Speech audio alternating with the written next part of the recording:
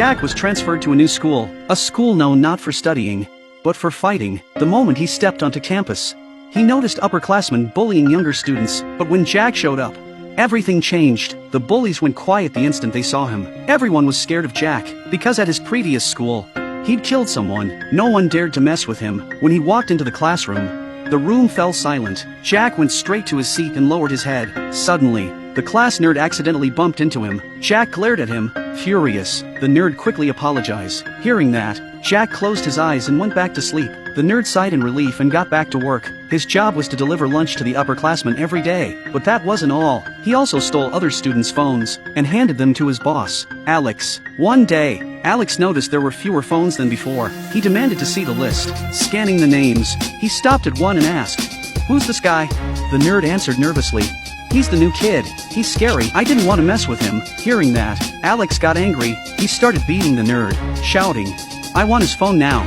Terrified, the nerd had no choice but to agree. He ran to the teacher's office, saying, "I'm here to collect the phones." The principal didn't suspect a thing, and handed him a bag full of phones. The nerd rushed to the bathroom, hesitating for a moment. He was terrified of Jack, but still, he stole his phone. Later, he went back to class, and started returning the phones to the students. But when Jack reached out for his, he realized it was missing. He looked at the nerd and asked, "Where's my phone?"